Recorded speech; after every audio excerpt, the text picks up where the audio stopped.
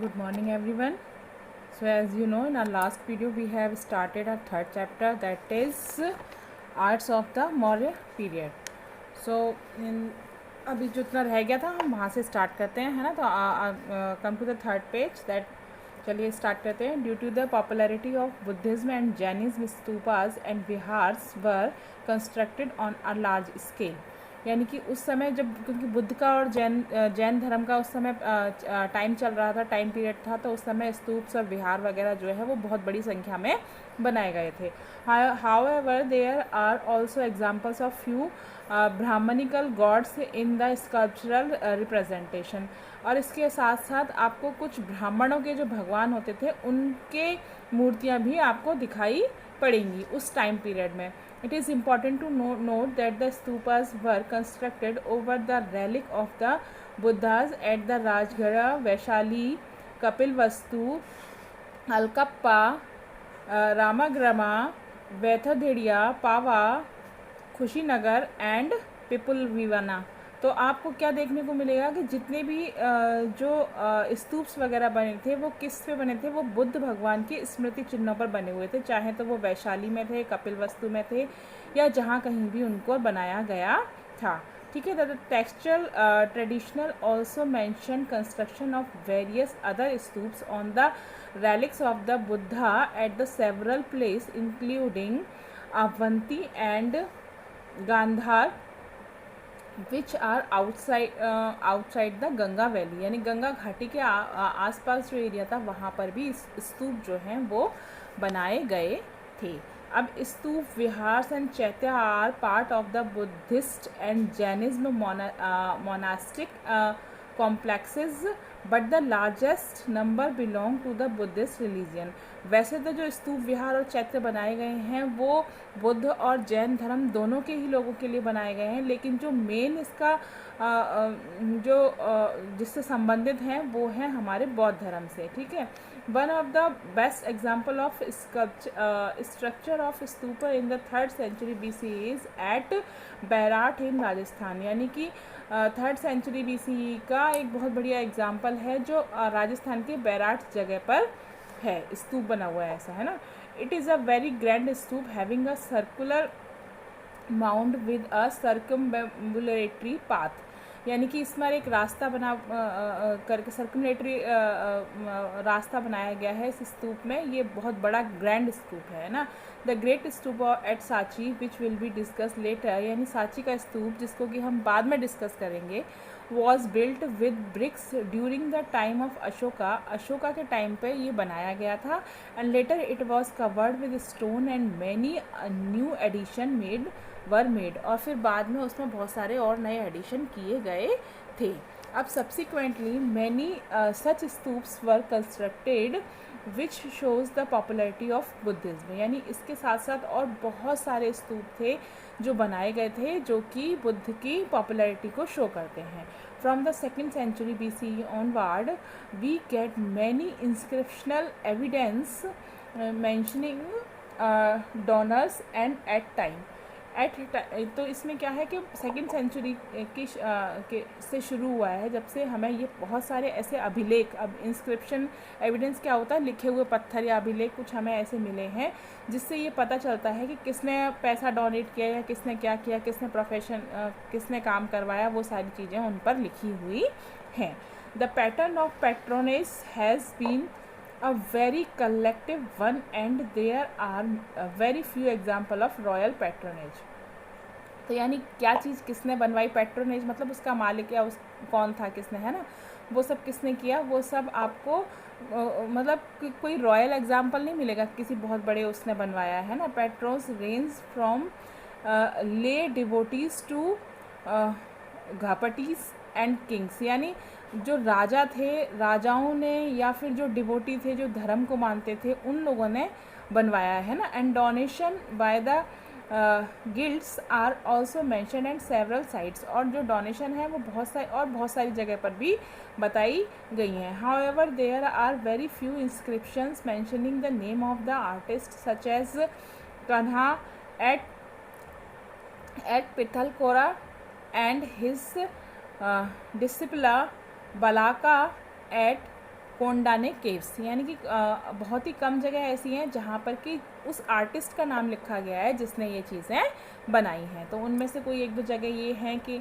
काना कोई आर्टिस्ट थे जिन्होंने पितौल खोरा में बनाया है, या ये इस तरह की चीज़ें हैं ना। Artisan categories like stone carvers, goldsmith, stone polishers, carpenters etc, है ना। तो आर्टिस्ट क्या, जो आर्टिस्टियन थे वो क्या थे, किस किस कैटेगरी के हुआ करते थे, यानी वो पत्थर बनाने वाले अलग थे, और कारवेयर्स बनाने वाले अलग थे, गोल्ड स्मिथ अलग आर्टिस्ट हुआ करते थे, फिर स्टोन पॉलिश करने वाले अलग आर्टिस्ट थे, और कारपेंटर्स टाइप जो लकड़ी की मूर्तियाँ बनाते थे वो अलग थे, है ना।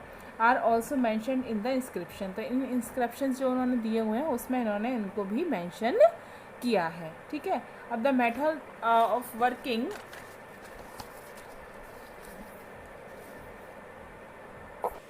the method of working was the collective in nature and time. Only specific portion of the monuments is said to have been patronized by a particular patron. Trends record their donating along with their place और origin. तो यानी बहुत ही कम ऐसे वो जगह हैं जहाँ पर कि उन्होंने इस तरीके की चीज़ें बताई हैं, यानी उन्होंने कहीं उसका पैट्रोनाइज कौन है, किसने इसको वो किया है, वो सारी चीज़ें बहुत कम जगह आपको देखने को मिलेंगी। Now in the subsequent century stupas were elaborately built with certain additions like the enclosing of the circumambulatory path with railings and sculptural decoration, यानी जो सब्सिक्वेंट सेंचुरी थी उस टाइम पर क्या था, स्तूप जो बनाए गए थे वो बहुत ही बड़े बड़े एलाबोरेट करके बड़े बड़े वो बनाए गए थे, और उसमें क्या था, उन्होंने सर्कुलेटरी पाथ भी बनाया था एक, है ना, निकलने का रास्ता बनाया था, रेलिंग लगाई थी उसके चारों तरफ, मतलब जो वो बनाते थे उसके चारों तरफ वो रास्ता रखते थे और रास्ते पर फिर वो रेलिंग भी लगाते थे। तो there were numerous stupas constructed earlier but expansions और new additions were made in the second century, यानी पहले बहुत सारे बनाए गए लेकिन उसमें जो एडिशन किए गए वो सिर्फ सेकेंड सेंचुरी में ही किए गए थे। तो the stupas consist of a cylindrical drum and a circular अंडा विद अ हार्मिका एंड छत्र on the top which remains consistent throughout with minor variations and changes in shape and size, यानी कि जो स्तूप्स वगैरह वहाँ बनाए गए थे वो सिलेंड्रिकल शेप में बनाए गए, ड्रम शेप में बनाए गए, है ना। फिर उनके ऊपर छत्र भी लगाए गए, ऊपर की साइड में उनको सब कुछ उसके ऊपर जो छोटी से छोटी चीज़ें थी वो भी उसमें उन सारी चीज़ों का, शेप का, साइज़ का, सारी चीज़ों का उसमें ध्यान रखा गया। Apart from the circular ambulatory path gateways were added, यानी केवल उन वो चारों तरफ के रास्ते के अलावा उसमें गेट भी बनाए गए। Thus which the elaboration in is stupa architectures were was ample space for the architects and the sculptures to plan elaboration and the crave out images, यानी कि उनके पास इतना स्पेस होता था वहाँ पर काम करने के लिए कि वो उसमें बड़े बड़ी इमेजेस या कुछ भी आराम से बना सकते थे। अब during the early phase of Buddhism, जब बुद्ध का स्टार्टिंग का टाइम चल रहा था, तब Buddha is depicted symbolically through footprints, stupas, lotus, iron चक्र इत्यादि, यानी कि जब स्टार्टिंग का टाइम था तो केवल बुद्ध का जो हम सिंबल बुद्ध के उसमें प्रेजेंट किया करते थे और उसके सिंबल के रूप में उनके फुटप्रिंट्स या स्तूप्स या कुछ भी बना देते थे या कमल बना देते थे। दिस इंडिकेट्स इधर सिंपल वर्शिप और पेइंग रेस्पेक्ट, यानी और ये हमें क्या दिखाता था कि हम साधारण पूजा करते थे और रेस्पेक्ट करते थे। और at time depict historic stations of the life events, यानी उनकी फिर लाइफ हिस्ट्री के बारे में भी हमने वहाँ पर देखने को मिलेगा। अब gradually narrative became a part of the Buddhist tradition, धीरे धीरे वो जो है बुद्ध का ट्रेडिशन बन गया। 10 event from the life of the Buddha, जो कि क्या करते थे, बुद्ध की जो लाइफ से रिलेटेड जो स्टोरी थी, द जातक स्टोरीज, जिनको हम जातक कथाएं कहते हैं, वह depicted on the railing of the toranas of the stupa, यानी स्तूप की जो रेलिंग लगी हुई होती थी या तोरंस बोलते थे जिनको, उन पर तोरंस भी होती थी वहाँ पर, उनके ऊपर क्या करते थे, जातक कथाओं की पिक्चर्स बनाते थे। तो अब mainly synoptic narrative constituent narrative and episode narrative are used in the pictorial tradition, while event from the life of the Buddha became an important theme in all the Buddhist monuments. यानी कि जितने भी Buddhist monument थे उनमें जो उनकी life थी वही मेन उनकी थीम रहा करती थी. The jataka stories also became equally important for the sculpture decoration. और जो जातक कथाएँ थी वो स्कल्पचर में भी उनको उतना ही महत्व दिया जाता था. The main event associated with the Buddha's life which were frequently depicted were event related to the birth, यानी कि उनके जीवन से रिलेटेड उनकी जैसे उनका बर्थ हुआ, फिर उसके बाद उन्होंने रेन्यूकेशन, एनलाइटमेंट, धर्म परिवर्तन चक्र एंड महापरिनिर्वाण, यानी उनके जीवन में जैसे गृह त्याग किया, उन्होंने ज्ञान प्राप्त किया, फिर महापरिणाम मृत्यु हुई उनकी, वो सब कुछ जो है वो सारी चीज़ें इन पिक्चर्स के थ्रू या फिर स्कल्पचर जो बनाए थे उसके थ्रू वहाँ दिखाई गई हैं. Among the jataka stories that are frequently depicted are Chandradanta and jataka, यानी कि ये जो अब जो जातक हैं इनको क्या क्या नाम इन जातकों को दिया गया है, तो वो हैं विदुरपुरदिता जातक, रूरू जातक, सीबी जातक, वसंतरा जातक एंड श्यामा जातक. ठीक है, अब इसके बाद क्या है, अब इसके बाद इस चैप्टर में हमारे पास बचता है, एक तो हमें पढ़ना है ये यक्षिणी के बारे में और दूसरा हमें पढ़ना है लाइन कैपिटल सारनाथ के बारे में. ठीक है, तो अभी हम ये नेक्स्ट ये पढ़ते हैं. तो देखो अब हम पढ़ते हैं, यहाँ पर है लाइन कैपिटल, है ना, जो आपका सिलेबस में है. तो ये the lion capital discovered more than 100 years ago at Sarnath, यानी सारनाथ में near Varanasi in generally refers to as a Sarnath lion capital, यानी जिसको हम सारनाथ लाइन कैपिटल कहते हैं, वो लगभग 100 साल पहले हमें मिला था. कहाँ? वाराणसी के पास में सारनाथ जगह है, उस जगह पर. This is one of the finest example of sculpture from the Maurya period, यानी मौर्य पीरियड के स्कल्पचर का ये सबसे अच्छा उदाहरण है.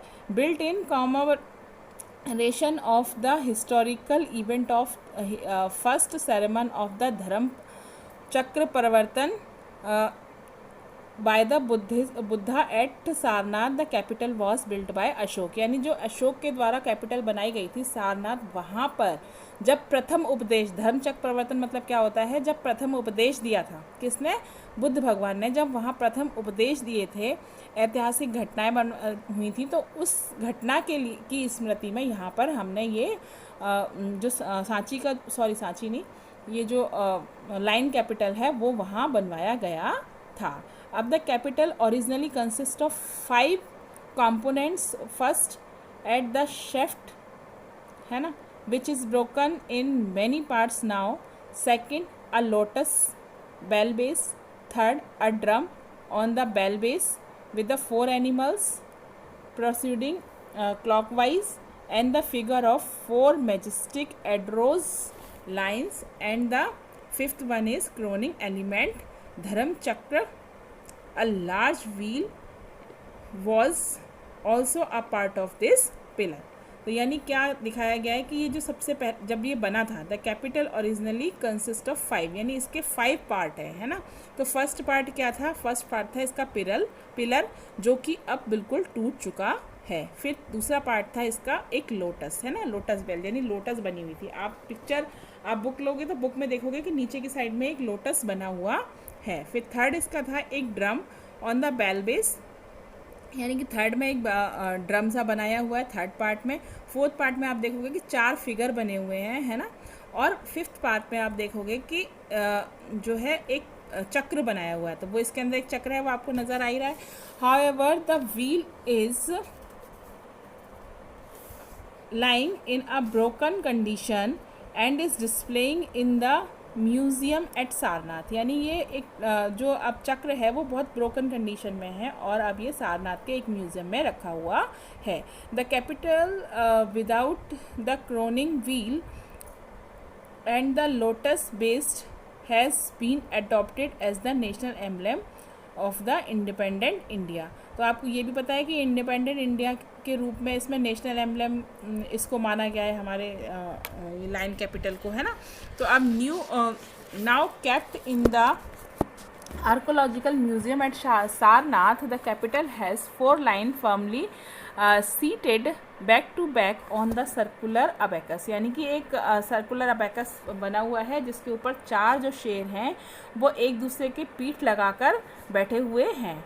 And the line figures of the capital R very impressive and massive, यानी जो लाइन फिगर जो है वो बहुत ही इम्प्रेसिव और बहुत ही अच्छे तरीके से बनाए गए हैं. मैसिव है लेकिन समझने में, है ना. अब the monumentality of the image is easily noticeable, यानी जो इमेज है वो साफ तरीके से दिखाई दे रही है. The facial musculature of the lion is very strong, जो उनके फेस के एक्सप्रेशन दिखाए हैं वो बहुत स्ट्रॉन्ग हैं. And the inversed lines of the lips and its subsequent effect of the projection at the end of the lips shows the sculpture's observations of the naturalistic depiction, यानी कि जो उसके लिप्स वगैरह और सारी चीज़ें बनाई हैं उसको देखकर लगता है कि पिक्चर, ये जो स्कल्पचर बना हुआ है कितना रियलिस्टिक है. अब the lion appears as if they have held their breath. अब उन मतलब लाइंस को देखकर ऐसा महसूस होता है कि जैसे उन्होंने अपनी सांसें रोक रखी हैं. The lines of the mane are sharp and follow the conventions that were in practice during the time. अब the surface of the sculpture is heavily polished, उसका सरफेस जो है वो बहुत पॉलिश्ड है. Which is typical of the Mauryan period, यानी जो Mauryan period का टिपिकल काम था जो मोस्टली देखा गया है. There curly means have during volume, उसमें वॉल्यूम बहुत अच्छा होता था. और the weight of the body of each lion is firmly shown by the structured muscular of the feet, यानी कि उसके जो पैर हैं वो भी उसकी एक एक नस और वो सब चीज़ें उसमें दिखाई दे रही हैं जो उन्होंने उसमें बनाई हैं. अब the abacus has the depiction of the चक्र. अबैकस जो बना हुआ है उसके ऊपर चक्र बना हुआ है. हैविंग 24 स्पोक्स, इसमें 24 स्पोक्स हैं. In all the 4 direction of a bull, और उसमें बुल भी दिखाया हुआ है उसके अंदर. हैविंग अब क्या है, एन एलिफेंट, एक एलिफेंट है, एक लॉइन है. बिटवीन एवरी चक्र इज़ फाइनली कवर्ड, और जो सभी जो चक्र हैं वो बहुत ही अच्छे से बनाया हुआ है. अब the motif of chakra became significance as the representation of dharma chakra. तो यानी ये किसको रिप्रेजेंट करते हैं, धर्म चक्र को करते हैं. In the entire Buddhist art, यानी जितनी भी बुद्धिस्ट आर्ट है उसमें चक्र जो है वो धर्म चक्र को रिप्रेजेंट करता है. Each animal figure depicts sticking to the surface in volumination, its posture create movement in the circular abacus, यानी जितने भी वो हैं यहाँ पर एनिमल फिगर जो हैं वो क्या चिपके हुए से फिगर उसके अंदर बनाए हुए हैं और ये बहुत ही सुंदर तरीके से बने हुए हैं. अब despite having limited space between the each चक्र, these animals figure displaying considerable command over the depiction of the movement in the limited space. अब the circular abacus is supported by an inverted lotus capital. अभी नीचे इसके नीचे की side में lotus capital बना हुआ है. each petal of the lotus is sculpted keeping in mind its density, यानी इसकी डेंसिटी को देखते हुए हर एक पत्ती को बहुत अच्छे से बनाया गया है. अब the lower position of the curve plant nearly curved, और नीचे की जो पत्ती का जो नीचे का हिस्सा होता है वो कर्व्ड बनाया गया है. Being a pillar image it was conceived to be viewed from all the sides, यानी पिलर होने के बाद भी हम इसको चारों साइड से देख सकते हैं. Thus there are no boundation of fixed view point, इसलिए इसका कोई view point fix view point नहीं है. A lion capital has also been found at Sanchi but is in a dilapidated condition. एक और हमें भी मिला है, सांची में भी मिला है, लेकिन उसकी कंडीशन जो है वो ख़राब है. The motif of line capital pillar constitute even in the subsequent period, तो यानी ये सब्सिक्वेंट पीरियड को शो करती है. अब इसके बाद हमें क्या है, हमारे पास दूसरा है यक्षिणी, है ना. तो इसके बाद हम क्या पढ़ने वाले हैं, अब हम तो हमारा नेक्स्ट है यक्षिणी, है ना. तो अभी इसमें क्या है, देखो यक्षिणी की फ़ोटो कहाँ की है, ये दीदारगंज की. तो the life size standing image of yakshini holding a chauri from the Didarganj near modern Patna is another good example of the sculpture tradition of the Mauryan period. यानी मौर्य पीरियड के बहुत ही बेहतरीन जो पेंटिंग्स हैं, स्कल्पचर हैं, उसमें मानी जाती है कौन सी, यक्षिनी की, जो कि दीदारगंज की है ना. अब kept in the Patna museum, जो पटना म्यूज़ियम में रखी हुई है. इट इज़ टॉल, ये बहुत लंबी है. वेल प्रोपोर्शन, बहुत अच्छे तरीके से बनाई हुई है. Free standing sculpture in round made in sandstone, ये सैंडस्टोन से बनी हुई है विद अ पॉलिश सरफेस, और इसका सरफेस जो है वो बहुत पॉलिश्ड है. तो पॉलिश सरफेस तो आप देख ही रहे हो कि मौर्य काल का ये वो है. अब the Chauri is held in the right hand, यानी चौरी, यानी आपने देखा होगा ना, कभी अपन जाते हैं गुरुद्वारे वगैरह में तो वो पंखे, मतलब वो कुछ वाइट कलर का एक होता है जिससे हवा करते रहते हैं, है ना, उसको चौरी बोलते हैं. तो वो एक हाथ में उनके में वो चौरी लगी हुई है, और दूसरा जो उनका हाथ है वो टूटा हुआ है. अब the image shows sophistication in the treatment of the form of medium. अब the sculpture sensitively towards the round muscular body is clearly visible, यानी कि उसकी बहुत ही खूबसूरत जो बॉडी है वो आपको इसमें दिखाई दे रही है. The face has round, face round है. फ्लैशी चीक्स में जो है वो फ्लैशी चीक्स दिखाई दे रहे हैं. While the neck is relatively small, जबकि उसकी जो गर्दन है वो थोड़ी छोटी है. और प्रपोर्शन, उसकी eyes, nose, lips and are sharp, ये सारी चीज़ें बहुत शार्प बनाई हुई हैं. Folds of muscular are properly rendered, और उनके जितने भी साड़ी के या किसी जो मसल्स वगैरह हैं उसके फोल्ड्स हैं वो बहुत अच्छे से दिखाई दे रहे हैं. The necklace beads are in full round, necklace भी बहुत अच्छे से बनाया हुआ है और फुल राउंड उसमें वो नेकलेस हमें दिखाई दे रहा है. हैंगिंग द बेली, जो कि बेली पर टंगा हुआ है. And the tightening of garments, यानी जो गारमेंट्स उसने पहने हुए हैं अराउंड द बेली, उसकी कमर पे, create the effect of the bulging belly, है ना. अब the lower garments has been rendered with great care, यानी जो नीचे के जो गारमेंट्स हैं वो भी बहुत ही अच्छी तरीके से बनाए गए हैं. Every fold of the garments on the large is shown by the protruding lines cleaning the two the legs, यानी लेग के पास में लाइन करके और उसके थ्रू करके उसमें उन्होंने एक एक उभार को दिखाया गया है. अब which also create a somewhat transparent effect, इसकी वजह से कुछ ट्रांसपेरेंट इफेक्ट भी उसमें नज़र आता है. अब the middle band of the garment falls till the feet, अब जो उसकी गारमेंट का बीच का जो हिस्सा है वो उसके पैरों तक छुल रहा है. अब thick bell ornaments adorn the feet, और उसने पैरों में भी कुछ ऑर्नामेंट्स जो हैं वो मोटे मोटे पहने हुए हैं. And the image stands firmly on it's legs, और ये जो इमेज जो है वो पैरों से बहुत अच्छी तरीके से जुड़ी हुई है. अब heaviness in the taurus is depicted by the heavy breeds. अब ये जो है वो पिक्चर जो है हैवी है, उसकी हैवीनेस जो है वो ब्रीड से दिखाई देती है. The back is equally impressive, अब इनका जो बैक साइड है वो भी उतना ही इम्प्रेसिव है. Display at the back covers both leg, यानी वो उस जो कपड़ा उन्होंने पहनाया हुआ था वो उसने दोनों पैरों को कवर किया हुआ है. The fly whisk is the right hand is shown, अब राइट हैंड में जो उन्होंने फ्लाई विस्क पकड़ा हुआ था वो वहाँ दिखाई दे रहा है. और which increased line continued on the back of the image, यानी कि जो उसके ऊपर लाइन बनाई हुई थी वो आगे से लेके पीछे तक वो लाइनें जो हैं वो उसमें नज़र आ रही हैं. तो यानी ये बहुत ही ब्यूटीफुल स्कल्पचर इसका बना हुआ है. अब देखो आपका ये जो चैप्टर है आज कंप्लीट हो गया है. इतना ही था इस चैप्टर में, मौर्य काल के चैप्टर के अंदर. ठीक है, अभी इसके बारे में इसका जो सांची का स्तूप वगैरह है वो पढ़ने को आएगा, तो उसमें आपको थोड़ा सा और पढ़ने के लिए मिलेगा. ठीक है, तो अभी मैंने ये कंप्लीट करा दिया है, आप नोट्स इसके बना लीजिए. और मैं कोशिश करूँगी, या तो मैं देखती हूँ नेक्स्ट में आपको चैप्टर पढ़ाती हूँ, या फिर मैं आपको कोई आपका प्रैक्टिकल स्टार्ट करा देती हूँ. ठीक है, तो be ready for the next video. Bye bye.